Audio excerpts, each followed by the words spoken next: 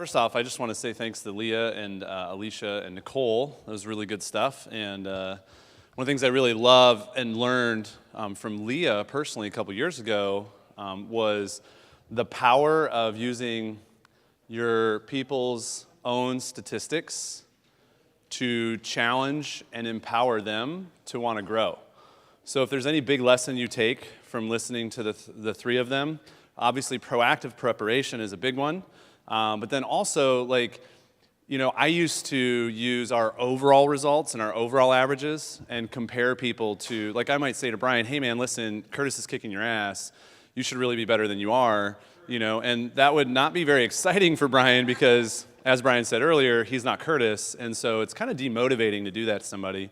And then I remember having a conversation with Leah about the LA County Fair and stuff, and Leah was like, well, we just track at a much deeper level the statistics of everybody in order to get a real clear picture of them and what they're doing in multiple different areas. And I was like, a light bulb went off. I was like, oh, okay, cool. So now I can compare you, Brian, to your own results. And if I track that for years at a deep level, we can start to identify trends. And then it's really motivating for you to be able to show you hey, here's what's happening. You're growing or you're declining. And by making that comparison to your own best self, you become a lot more motivated to want to do better, especially when there's new blood coming up, especially when the doors are open for other people to prove themselves, that they're hungry, to prove their humility, to prove their commitment to their own development. And when new reps start nipping at your best reps' heels, it motivates your best reps to stay ahead, right, and continue to earn that privilege. It's really a powerful thing that can really serve your program overall. So, and I love what Brian talked about with hot button conversations and strategic planning. There's just so much that comes from so much benefit that comes from doing the proactive planning with your DVMs, with your partners, your coordinators, and your leaders, to just challenge them to think further ahead, to challenge yourself to think further ahead. We have cleared the way for so many things just by creating the space in our calendars as a team to think strategically, right? To get out of the trench and get out of the hole and just take to get off the ground and take a 30,000-foot view of things.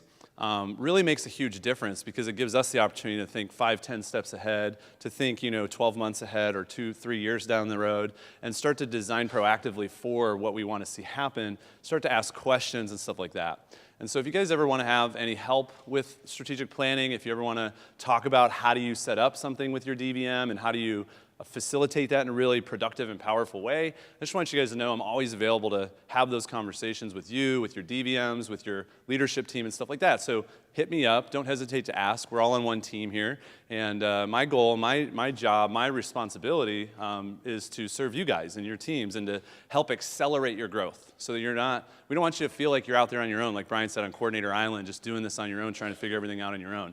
We've got a lot of teams in this room, a lot of coordinators in this room that have been on the receiving end of those coaching and consulting calls that the company sets up for me to be able to do with you guys. And I want to encourage you and challenge you to take advantage of those. Don't hesitate to reach out and let us know if that's something you want to do. So Brian and Kelly and I we do a 2-hour call because we're managing a $3 million organization now. We do a 2-hour call every 4 to 6 weeks, all year long, and we've been doing that for almost 5 years now. And it's been really, really amazing. It's actually a lot of fun, because Kelly just loves to rip on Brian and I, and she tells really good jokes. And see, my jokes suck because that was a joke. It was supposed to land, but it never does. So, Anyways, why am I rambling about this stuff? Because I think this stuff feeds into what my topic is today, which is expanding your largest events. One of the most common questions I get is, hey, we have a big event. I'm not sure, should we be focusing on trying to expand it or not?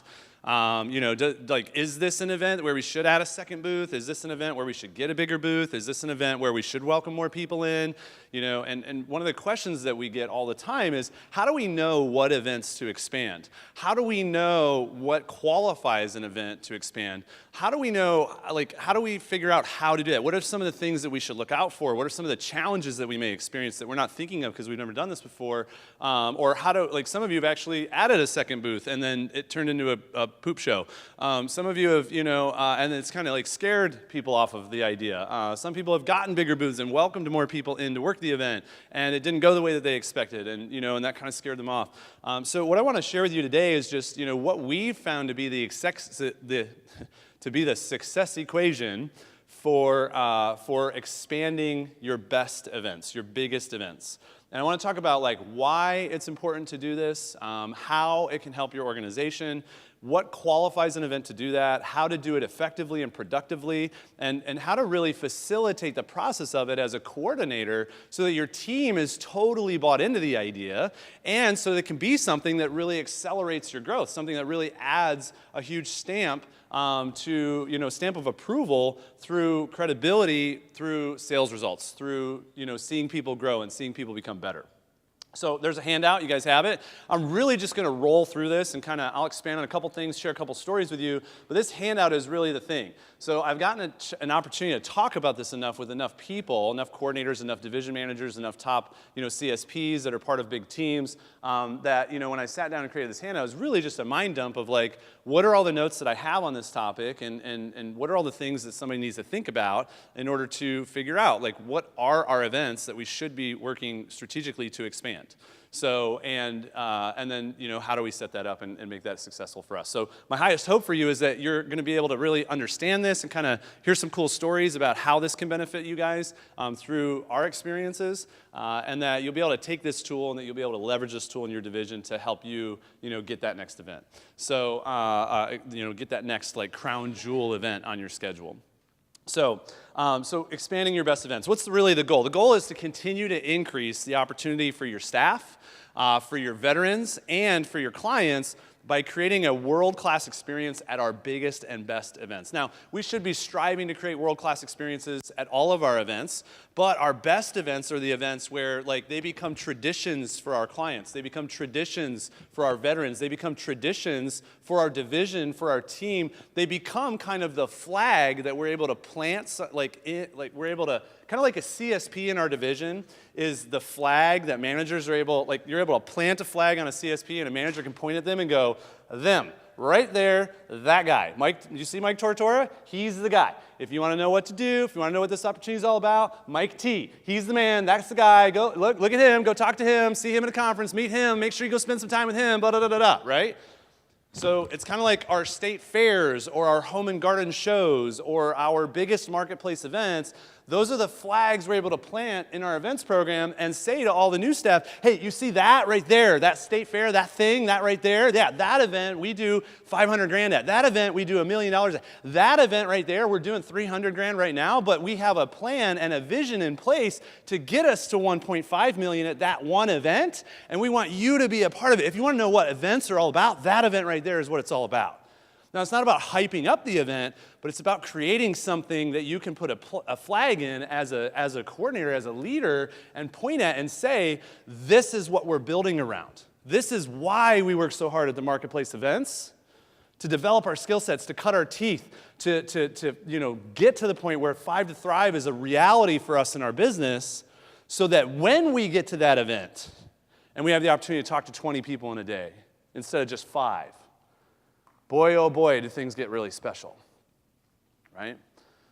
So expanding your best events, that's really kind of the reality it creates. It creates a world-class experience for you, for your events team, for your entire staff, and most importantly, for our clients, right? Because our biggest, best events are where we see the most clients, where we get to talk to the most clients, right? And what it takes to actually make it happen and do it well is it takes the abundance mindset.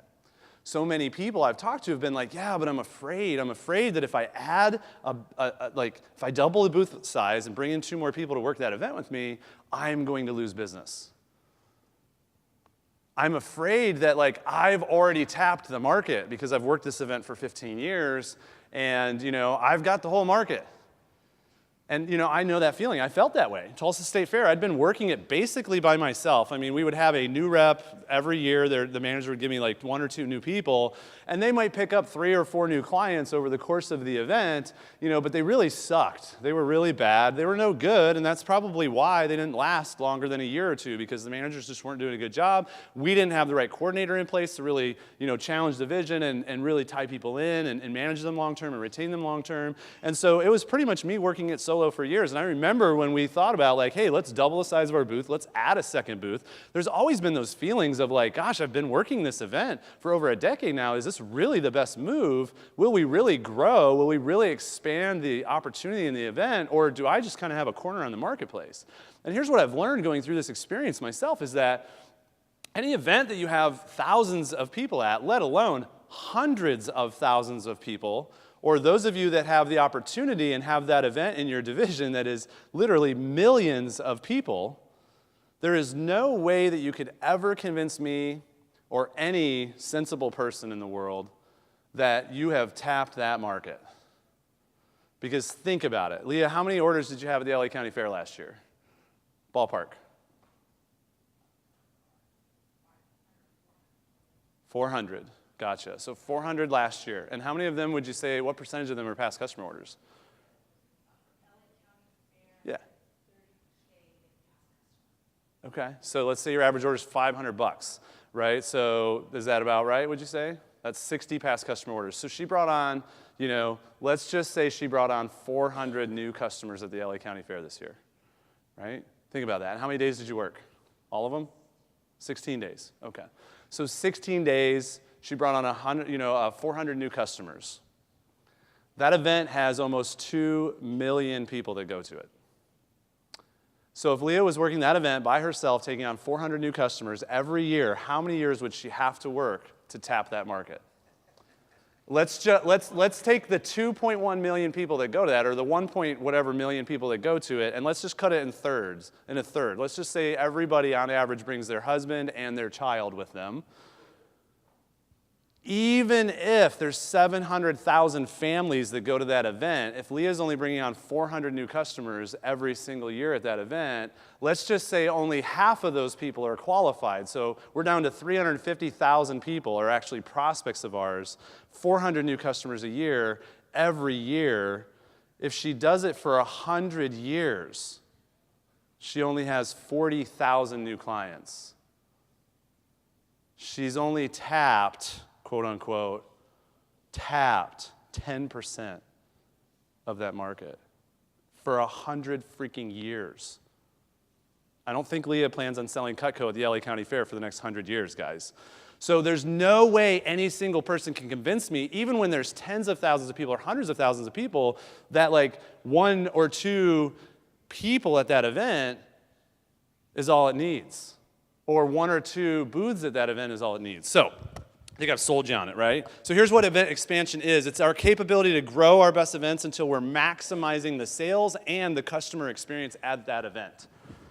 It's also upgrading our square footage, upgrading our staff, upgrading our marketing, upgrading our displays, upgrading our approaches to continually challenge ourselves to get the best out of our best people at our best events. So how do we do it, right? Let's talk about qualifications for event expansion. Anytime I'm looking, right, I recommend that you make a hit list. The same way Brian talked yesterday about make a hit list of all of the events you're not in right now that you believe have the potential to be great events for you, you should also have a hit list of your current events that have the opportunity to be even better events, right? Key events, I want you to write this down. Key events are not something that just exist, right?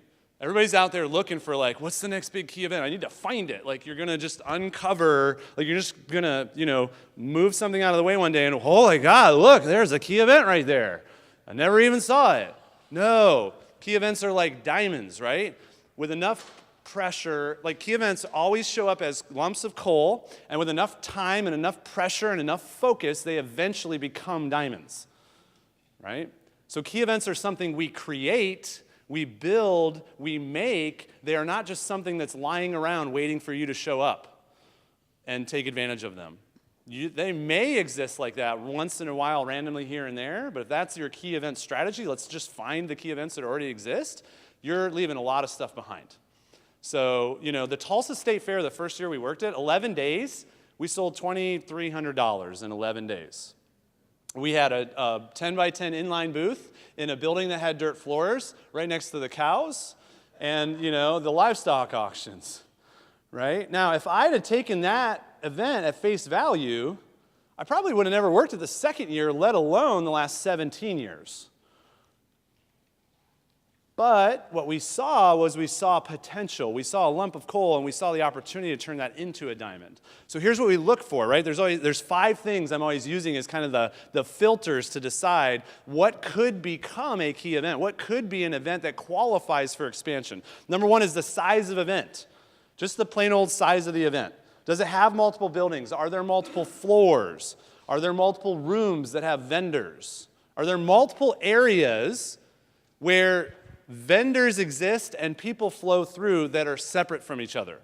The answer is yes. It could, maybe, we don't know yet, but it could be qualified for expansion. What are the attendance numbers from the past few years? When you get into tens of thousands, hundreds of thousands, and millions of people, those are your creme de la creme. Those are your biggest opportunities for expansion. The Philly Home Show, for example, it has 2 big floors, right? How many booths do you guys have? 2 booths.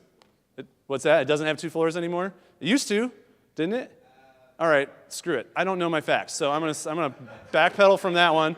All right, screw it. How about we go to one I know? The San Antonio Rodeo that I used to work for years, right? We were in like the main building, but then they built a brand new building a couple buildings away from us. And they asked us, hey, do you guys want another booth here? And we were like, wish we could, but sorry, we're not a big enough team yet.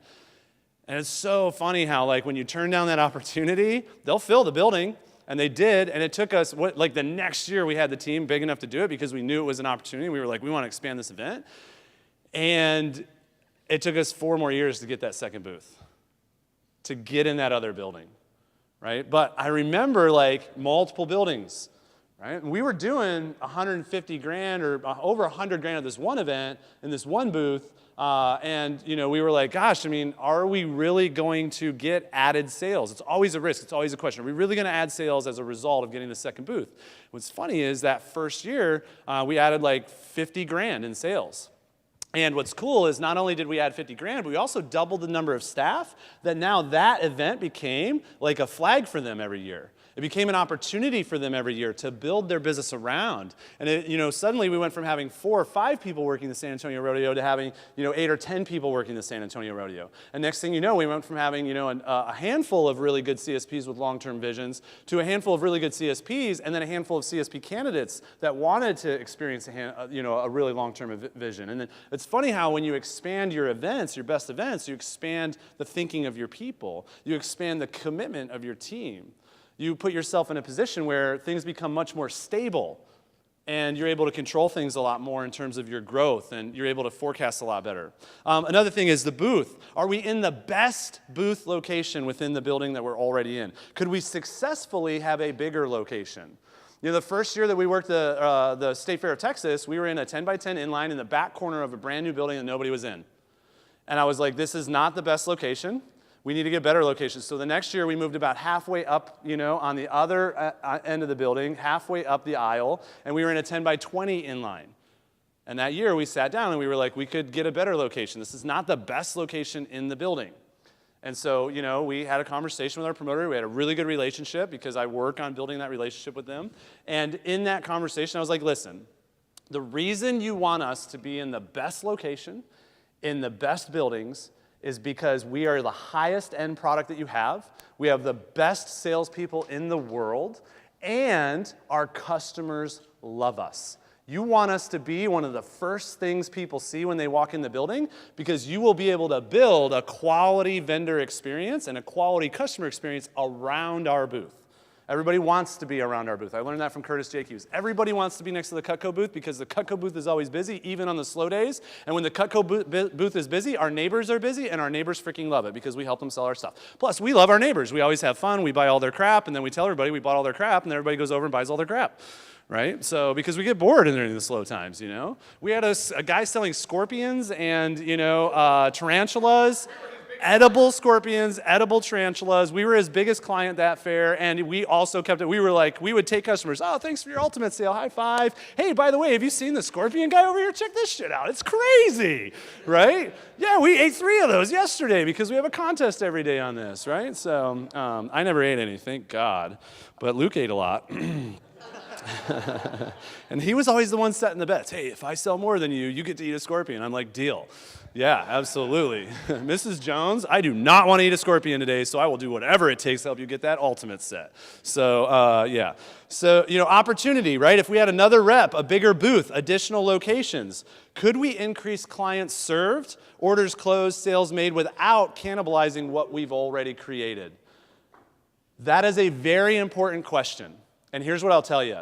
If there's, most people look at, when you talk to your team or you think as a coordinator about, should we expand this event, most people think, wow, there's always a few hours, I don't know if the days are busy enough, because we're just not that busy. We kind of sit around on stools in the booth all day, and yeah, there's a couple busy times, and we do sell a lot during those busy times, but man, most of the time, we're not busy. I don't care about the times that nobody's in the building. I don't care about the times that it's not busy. I care about the times that it is busy. Because those are your best times. When it is busy, are there people lined up waiting to talk to you? Are your average orders lower? Do you have a high number of orders? If you have a high number of orders on a day, but your average order is low, that usually means, and you have your best people, your best events, that usually means that people are too busy. They're clipping, they're taking orders, they're not creating CPO, right? And if that's the case, well, if you have an average order issue and a high number of orders issue, well, that means you have customers that are in a hurry or reps are in a hurry. They're not actually creating a best-in-class sales experience for your clients. So there's an opportunity there to expand. When we first expanded the Texas State Fair, I actually took less orders, but my average order almost doubled. Because I was spending more time with clients, I was planting better seeds, and the next year my past customer results got better because, again, we created the space where we weren't in a hurry. We were able to actually work with the client, create a best-in-class experience, and we were able to expand the results. We were able to create a better experience for our reps, and we were able to spread the wealth in a positive way where everybody sold more, everybody's averages went up, and our customers, most importantly, our customers felt better about the experience that they were having, right? So you got to ask yourself, can we add more people to this event with more space or more spaces? And if so, will that create a better experience for our customers without cannibalizing what already exists? And if you have people standing in line waiting for you during busy times, you need more people, or you need a bigger booth space, or you need more booth locations. If you have people that are walking away during the busy times, if you have people that are interrupting you, hey, really quick, I just need a paring knife. Can I just get a paring knife? One time, Curtis and I were so busy at the Amarillo Farm and Ranch show that, literally a guy walked up and he's, standing there just kind of, looking at us. He's doing that, Curtis and I each have, 2 or 3 clipboards out because we're writing up orders like crazy. And this guy's just kind of, And I go, hi, sir, are you, did you have a question? He goes, yeah, I just need to buy some Cutco. I was like, oh, okay, cool. One of us will be with you in just a second.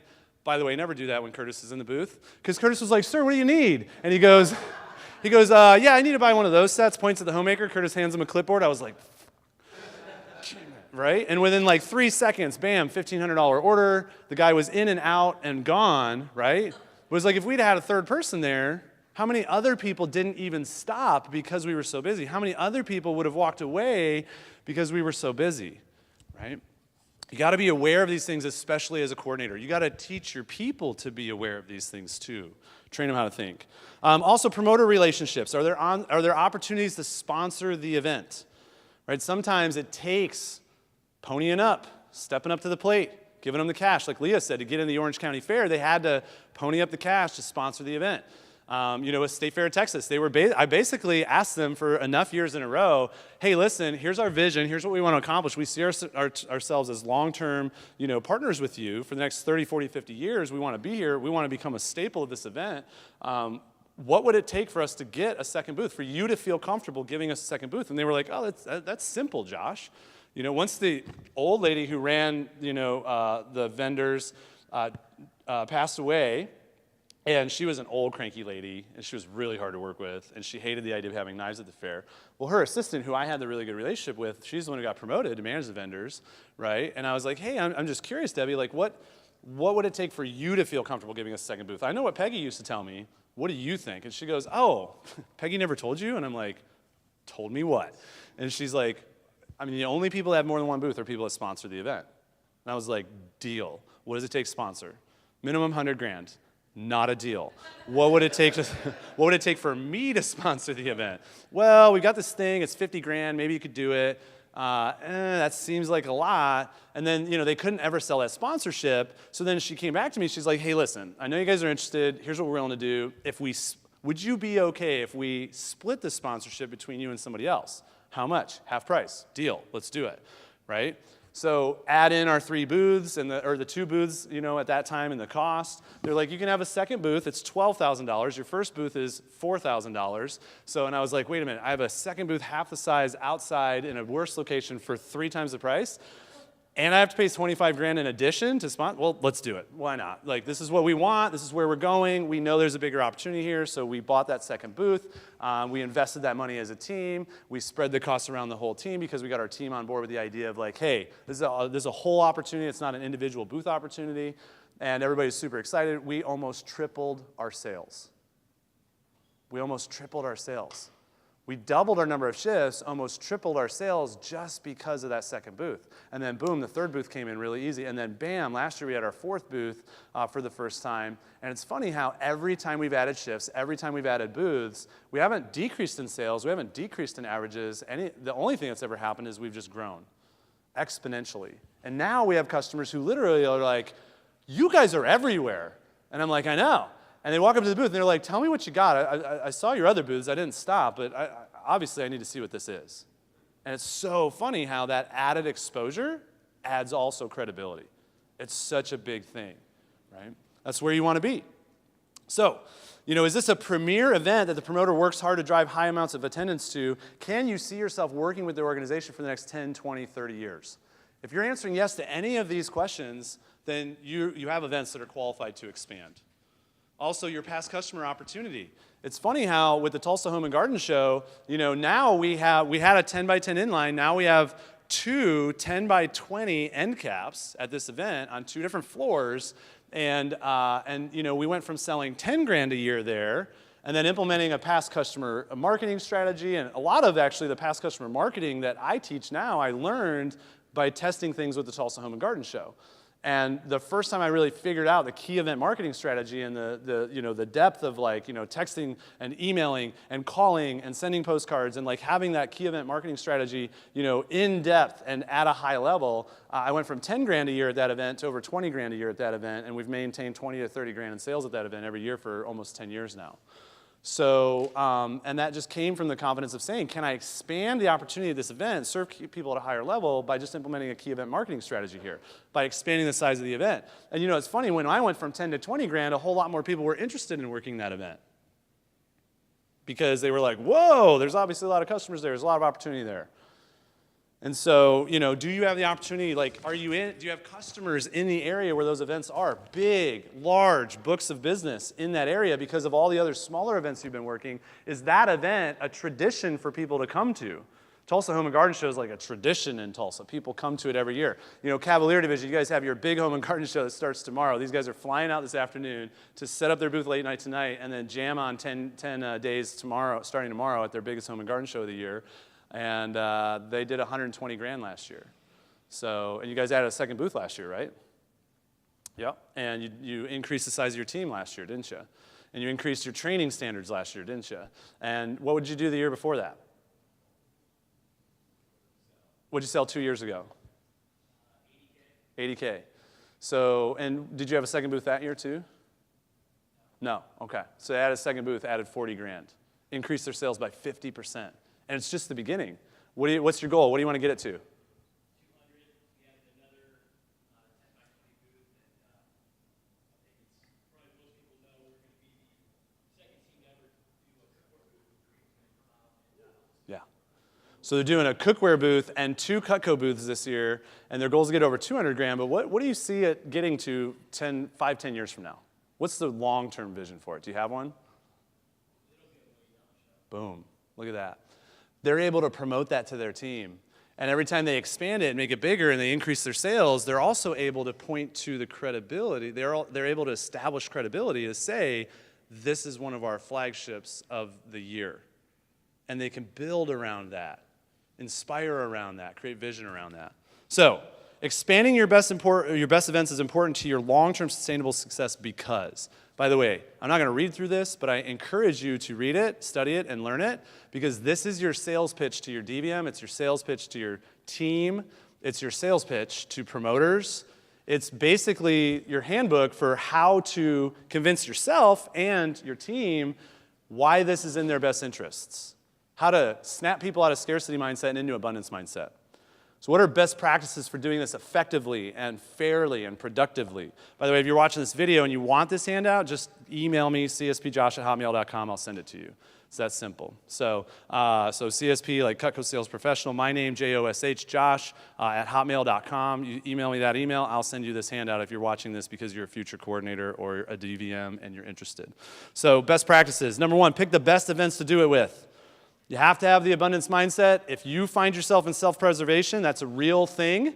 I get it too. You got to snap yourself out of it. We all do it, right? But it's part of the human condition. What's important is not whether or not we feel it. What's important is that we have the self-awareness and to acknowledge it and then check it and then reframe our thinking so that we can do what we're obligated to do, what our responsibility is to do for our team. And that's to continue expanding their opportunity. Create a long-term vision. So I give you some questions here that you can answer, and I recommend you map these out, and you note these out, write them out. But the idea is inspire your people to grow. Think multiple steps ahead. What does this opportunity look like if we nail this 2, 3, 5, 10 years from now?